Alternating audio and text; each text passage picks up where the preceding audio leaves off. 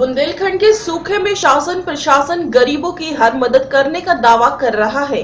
सूखे के साथ बढ़ती गर्मी और चिलचिलाती धूप से सरकारी स्कूलों में पढ़ने वाले बच्चों को राहत देने के लिए स्कूल का समय सुबह 7 से 12 बजे तक का कर दिया गया है, लेकिन समय परिवर्तन से बच्चों को कोई लाभ मिलता नहीं दिखाई दे रहा है। वजह है बेसिक शिक्षा विभाग की लापरवाही। महोबा जनपद में इस समय तापमान 45 डिग्री के आंकड़े को पार कर रहा है। ऐसे में पढ़ने वाले बच्चों में कोई खास रुचि नहीं दिखाई पड़ती। विभाग की लापरवाही के चलते जनपद के दर्जन भर से अधिक स्कूलों में विद्युत कनेक्शन तक नहीं है। स्कूल में सुविधाओं के नाम पर पंखे टांग दिए गए हैं और स्कूल की दीवारों पर बल्ब लगाकर तारों की फिटिंग कर दी गई है, लेकिन इन स्कूलों में अभी तक विद्युत कनेक्शन नहीं किए गए हैं, जिससे स्कूलों में लगे पंखे शो पीस बने हुए हैं। मजबूरन स्कूलों में आने वाले बच्चों की संख्या में कमी आ रही है। बच्चे अपने घरों से हाथ के पंखे लेकर स्कूल पहुंच रहे हैं। कई बच्चे तो पढ़ने वाली किताबों को ही पंखा बनाए हुए हैं। ऐसा नहीं है कि स्थिति सिर्फ ग्रामीण क्षेत्रों के स्कूलों की है, बल्कि शहरी क्षेत्रों में भी कई स्कूल विद्युत कनेक्शन से महरूम हैं। शहर के मोहल्ला बजरिया के उच्च प्राथमिक विद्यालय, कन्या प्राथमिक विद्यालय और ग्रांटगंज के प्राथमिक विद्यालय का भी यही हाल है। इन स्कूलों में भी संसाधन मौजूद है, लेकिन इन्हें व्यवस्थाओं की दरकार है। आप नजारा देख सकते हैं कैसे बच्चे पढ़ने की कोशिश कर रहे हैं, लेकिन गर्मी इन्हें पढ़ने नहीं दे रही है। टीचर भी शिक्षण कार्य के लिए प्रयासरत है, मगर बढ़ता पारा इनके कार्य में दखल दे रहा है। इन बच्चों और अध्यापकों की माने तो विद्यालय में पिछले 5 वर्षों से लाइट फिटिंग कर पंखे लगा दिए गए थे, लेकिन इन्हें अभी तक विभाग द्वारा विद्युत कनेक्शन नहीं दिया गया। नहीं सर, कोई इंतजाम नहीं है। मैं तो पढ़ रही हूँ, मैं 3 में मेरा नाम लिखा था यहाँ पे, 3 से पढ़ रही हूँ जब से यहाँ लाइट नहीं है। पंखे तो लगे हुए? पंखे लगे हुए हैं, लाइट मतलब लग गई थी, मतलब क्या मालूम लाइट वगैरह नहीं है। पंखे चलते नहीं? नहीं, पंखे नहीं। साल हो गए? ये 4-5 साल हो गए हैं शायद। जब से आप लोग क्या करती हो? कुछ नहीं, अपने पंखा लेकर आते हैं या स्कूल में मिल जाते हैं, टीचर लोग दे देते हैं हमको, तो वही हवा करते हैं। मैडम लोग पढ़ाती हैं, थोड़ी देर पढ़ाती हैं, गर्मी लगती है तो वो हम लोग झलने लगते हैं, तो वो लोग भी हम लोग कहने लगते हैं क्या हम भी वो भी परेशान हो जाते हैं। बेसिक शिक्षा विभाग को कई बार इस बाबत अवगत कराया गया, लेकिन कोई पहल नहीं हुई। अध्यापकों की माने तो उन्हें आश्वासन मिलता है, पर हर साल गर्मी का सीजन किताबें झलते हुए गुजर जाता है। स्कूलों में हवा के अलावा पानी की भी बड़ी समस्या बनी हुई है। स्कूलों में बने हैंडपंप भी सूखे के चलते बेकाम हो गए हैं और जो काम कर रहे हैं उनमें खारा पानी आ रहा है। पढ़ाई के दौरान बच्चे पीने का पानी लेने के लिए कई किलोमीटर दूर जा रहे हैं या अपने घरों से ही पीने का पानी ला रहे हैं। गर्मी का असर पढ़ाई के साथ साथ स्वास्थ्य पर भी पड़ रहा है। बैठते हैं, कैसे पढ़ते हैं? पंखे कुछ दिनों से लगे हैं, वो कोई चलाता नहीं है और गर्मी के मारे पढ़ नहीं सकते, दिमाग नहीं लगता और पानी ठंडा नहीं आता, वो भी गंदा आता है, वो समस्या हो जाती है। स्कूल में पढ़ाई के दौरान कई बच्चे बीमार होने की भी बात सामने आई है। चिलचिलाती धूप और भीषण गर्मी में बिना बिजली और बिना पंखे की हवा के बच्चे यहाँ पढ़ने को मजबूर हैं। एक और जहाँ सरकारी विद्यालयों में नवनिहाल गर्मी से परेशान है, तो वहीं संबंधित विभाग बेसिक शिक्षा विभाग की BSA रामेश्वर प्रसाद पाल और उनके कर्मचारी सरकारी दफ्तर में एयर कंडीशन की हवा और मिनरल वाटर का मजा ले रहे हैं। विद्युत कनेक्शन के अभाव में प्रभावित हो रहे शिक्षण कार्य से साहब को कोई खास फर्क होता नहीं दिखा। साहब का कहना है कि ग्रामीण क्षेत्रों में बने स्कूलों में कनेक्शन है, मगर गांव के लोग तार काट कर ले जाते हैं। कनेक्शन अभाव वाले स्कूलों में नए कनेक्शन के लिए विद्युत विभाग से बात की जाएगी। साहब के इस जवाब से ये बात तो साफ है कि जब तक साहब विद्युत विभाग से बात करेंगे तब तक बच्चों को गर्मी की मार झेलनी पड़ेगी। तो पूरे ज़िले में अधिकांश जगहों पर पंखे बिजली है, जहाँ पर पंखे लगे हैं बिजली है वहाँ चलते हैं। कतिपय जगहों पर गांव के लोग तार वार काट ले गए हैं, इस वजह से डिस्टर्ब हैं, तो उसके लिए भी जो है देखिए ठीक कराया गया। अभी विद्युत के बिल के लिए भी पैसा हमने मांगा है और ये है एक्चुअली सामुदायिक सहभागिता से ही सब काम आगे बढ़ते हैं। गांव के लोगों का सबका दायित्व है कि हमारे जो तार वार है, विद्युत है, खिड़की पल्ले और तमाम चीज़ों में सहयोग करें और तभी ये सब आगे बढ़ सकता है। इस पे कहीं अगर कौन सा मत है? जी हाँ, अगर कनेक्शन नहीं है तो ये सही विद्युत विभाग का वो है, इस पर हम सूची मंगा करके और जहाँ जहाँ नहीं है विद्युत विभाग एक सीम को चिट्ठी लिख देंगे, क्योंकि वो बिल भी भेजते हैं, इसलिए कनेक्शन होना ज़रूरी है, मीटर लगना होना भी ज़रूरी है। बहुत जैसा कि आप कह रहे हैं एक्शन से बात करेंगे, जब तक आप बात करेंगे लिखा पढ़ी पूरी होगी, जब तक तो बच्चों का हाल बहुत बुरा हो जाएगा। नहीं, सुबह का देखिए विद्यालय, अब उसके लिए तो प्रगति को कोई रोक नहीं सकता है। महोबा जनपद में सूखा है। महोबा से इसराइल कुरैशी। नशीले पदार्थ एवं अवैध शराब के विरुद्ध चलाए जा रहे अभियान के तहत मुरादाबाद थाना कटघर पुलिस ने चेकिंग के दौरान रामगंगा पुल पर उत्तराखंड नंबर की इंडिका विस्टा कार से 250 से 300 लीटर इथराइल अल्कोहल के साथ 2 आरोपियों को गिरफ्तार किया है। गिरोह का मुखिया सचिन ठाकुर फरार बताया जा रहा है। पकड़े गए आरोपी से बरामद इथाइल अल्कोहल से लगभग 4000 लीटर नकली शराब बनाकर बाजार में बेचने वाले थे।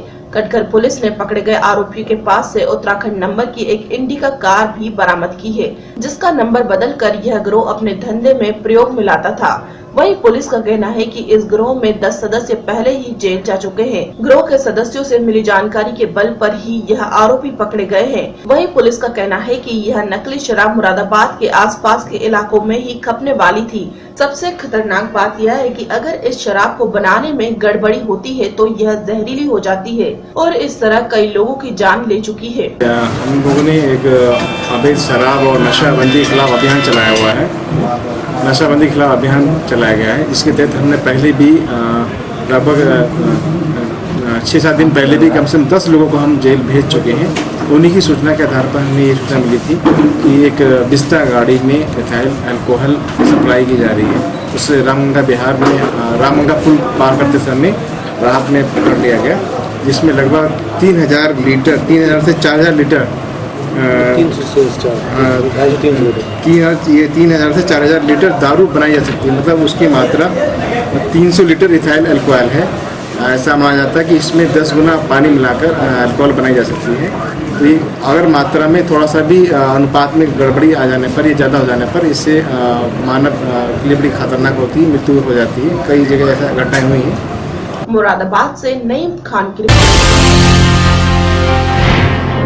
आरपीएफ और सीआईबी को पिछले काफी दिनों से सूचना प्राप्त हो रही थी कि हैलेट रोड पर रेलवे में वाणिज्य शाखा के एक बड़े अधिकारी का बेटा सिटी कम्युनिकेशन से बड़े स्तर पर तत्काल टिकटों का गोरख धंधा चल रहा है। सटीक सूचना मिलने के बाद जब आरपीएफ और सीबीआई ने सिटी कम्युनिकेशन पर छापा मारा तो सीबीआई ने मौके पर कैफे संचालन मुकेश सेठी उर्फ मोनू से तत्काल कोटे के 18 टिकट अलग अलग नाम और पतों पर बनाए हुए मिले, जो ई टिकट के जरिए फर्जी मेल आईडी के जरिए बुक कराए गए थे। फिलहाल आरपीएफ ने मुकदमा दर्ज कर आरोपी को जेल भेजने की तैयारी कर रहा है, लेकिन रेलवे में वाणिज्य विभाग के बड़े अधिकारी सुरेंद्र कुमार सेठी के नाम से चलते हैं। आरपीएफ के कर्मचारी आरोपी की फोटो कराने से बचती दिखाई दी। एक्चुअली कई दिनों से सूचनाएं मिल रही थी कि जो ई टिकटिंग है उसमें जो है टिकटों की काला बाजारी में जो है कोई मुरादाबाद सिटी एरिया में जो है कोई अंकुश सेठी नाम का आदमी जो है सिटी कम्युनिकेशन के नाम से जो शॉप चला रहा है, वो अनऑथराइज ई टिकटिंग की जो है बिजनेस करता है। तो सूचना पर हमने जो है अपने क्राइम ब्रांच की टीम को जो है उस पर तैनात किया था। उनने उस सूचना के आधार पर जो है उसको पकड़ा है। उसके पास जो है कुछ टिकट मिले हैं और लगभग 6200 समथिंग के लगभग की टिकट मिली है और उसके खिलाफ जो है रेड एजेंसी की तरफ कार्रवाई करके हम लोगों ने जो है उसको अभी न्यायालय में प्रस्तुत कर दिया है। क्या किसी रेल अधिकारी का बेटा है? ये शायद किसी रेल कर्मी का है, रिटायर्ड रेल कर्मी का बच्चा है। तो सर कुछ जानकारी हो पाई कितने समय से काम कर रहा था इस तरह की? ये अभी इंट्रोगेशन का विषय है, जांच अधिकारी उस पर जांच कर रहे हैं। वो पूरी इंट्रोगेशन करके जब फाइनल चार्जशीट लगाएंगे तो उसके बारे में पता चलेगा कितने कर रहे थे, क्या कर रहे थे। उनके लैपटॉप से पूरी उनकी जानकारी निकाल ली जाएगी। जैसा जैसा अवेलेबल होगा उसके लैपटॉप से कब से वो डील कर रहा है इस काम में, वो पूरे इंट्रोगेशन में आएगी। क्या उसने कई फर्जी मेल आईडी बना रखी दर्जनों सर, ऐसा कुछ? नहीं, ये इस तरह के जो बिजनेस लोग करते हैं कि अलग अलग अपनी अपनी आईडी पे करके ही डिफरेंट आईडीज़ पे ही ये लोग इस काम को करते हैं, तभी ये टिकट निकाल पाते हैं टिकट। तो वो सब चीज़ें जांच के विषय है। अगले कितनी फर्जी आईडीज़ बना रखी थी, क्या बना रखी थी, क्या लैपटॉप यूज़ करता था, क्या करता था, वो जांच कर। क्या सर लगता है कि कोई रैकेट भी हो सकता है? नहीं, इंडिविजुअल आजकल जो है इंडिविजुअल भी कर ले रहे हैं, और रैकेट होगा तो उसकी भी इंटरव्यूशन में आ जाएगा आगे, क्योंकि आजकल साइबर कैफे जगह जगह खुल गए हैं तो वो लोग इंडिविजुअली डील कर ले रहे हैं। मुरादाबाद से नईम खान। मुरादाबाद कटघर थाना क्षेत्र की पुलिस ने एक ऐसे गिरोह का भांडाफोड़ किया है जो महिलाओं को फोन पर अश्लील बातें किया करता था। दरअसल इस गिरोह में शामिल यह 4 युवक पिछले काफी लंबे समय से महिलाओं को फोन कर उनसे अश्लील बातें कर परेशान करते थे। पुलिस को शिकायत मिली कि एक महिला को बार बार फोन कर कोई अश्लील बातें कर परेशान कर रहा है। पुलिस ने नंबर को ट्रेस करके कड़ी मशक्कत के बाद फोन पर अश्लील बातें कर महिलाओं को परेशान करने वाले इस गिरोह को पकड़ लिया। इस गिरोह में शामिल 4 युवकों का नाम शहजाद, शाहरुख, आशु, रहमान है। पकड़े गए चारों युवक अलग अलग दुकानों में काम करते थे। दुकानों पर आने वाली महिलाओं का नंबर यह युवक ले लिया करते थे। बाद में बार बार फोन कर अश्लील बातें करते थे। बहरहाल पुलिस ने इस गिरोह के 4 सदस्यों को गिरफ्तार कर धारा 294, 384, 506 के तहत कार्रवाई करते हुए जेल भेज दिया है। एक मुकदमा क्राइम नंबर 372/16 आईपीसी की धारा 294, 384, 506 में लिखवाया गया था, जिसमें ये आरोप लगाया गया था उन लड़कों पर कि ये अश्लील मैसेज और अश्लील बातें करते हैं। और इसी के तहत 24 घंटे के अंदर हमने उन लोगों को 4 लोगों को पकड़ा है। इसमें इसके नाम शहजाद पुत्र साबिर, शाहरुख पुत्र यासीन, आशु पुत्र शकील और रेहान पुत्र जाहिद हैं। इनकी अरेस्टिंग की गई है और उनका चालान किया जा रहा है। क्या प्रोफाइल है? आपराधिक प्रवृत्ति के हैं या कोई छात्र वगैरह हैं? क्या आपराधिक प्रवृत्ति इनकी नहीं है, ये इसी तरीके के काम करने की शिकायतें रही हैं। इस तरीके से मैसेज या फोन पर बात करते आए हैं। ऐसा कोई आपराधिक रिकॉर्ड उनका अभी तक नहीं पता चला। तो क्या एक ही कंप्लेंट कर? मुरादाबाद से नईम खान। मुरादाबाद थाना कटघर पुलिस ने आधा किलो चरस के साथ लखपत नाम के एक आरोपी को गिरफ्तार किया है। लखपत के पास से आधा किलो चरस बरामद हुई है। कटघर सीओ महेश कुमार का कहना है कि पकड़े गए तस्कर की काफी लंबे समय से तलाश थी। पुलिस चरस बेचने वाले गिरोह के 4 सदस्यों को पहले ही जेल भेज चुकी है, जिनके पास से 1.5 किलो चरस भी बरामद हुई थी। यह गिरोह लखनऊ के रास्ते नेपाल से चरस लाकर महानगर में सप्लाई करते थे। जैसा कि जाना जाता है कि यहाँ कटघर क्षेत्र में चरस और अन्य मादक पदार्थों की बिक्री ज़्यादा है, उसी को ध्यान रखते हुए हमारे द्वारा अभियान चलाया गया। इसके तहत कुछ बहुत ही ऐसे लोग पकड़े गए जो कि मास्टरमाइंड थे इस चरस के, जो सप्लाई करते थे।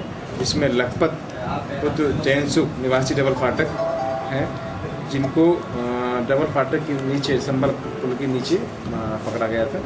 इसके साथ ही आसिफ पुत्र बब्बन, पिंटू, टिंकू पुत्र मोतीराम, सनी दिवाकर पुत्र पूरन दिवाकर, महेंद्र पुत्र रामपाल सिंह, ये पूरा गैंग था जिसको पकड़ा गया है। और बड़ी मात्रा में इनसे चरस, प्रत्येक के पास से 500 से 600 ग्राम चरस पकड़ी गई है, और क्योंकि काफ़ी बड़ी मात्रा में है और इन सबके खिलाफ कार्रवाई की जा रही है। और बाकी जो भी जेल चले गए तो पहले आज तो लगता था, और इसके अलावा जो भी इनके साथी हैं उनकी गिरफ्तारी की जाएगी। मुरादाबाद से नईम खान की रिपोर्ट।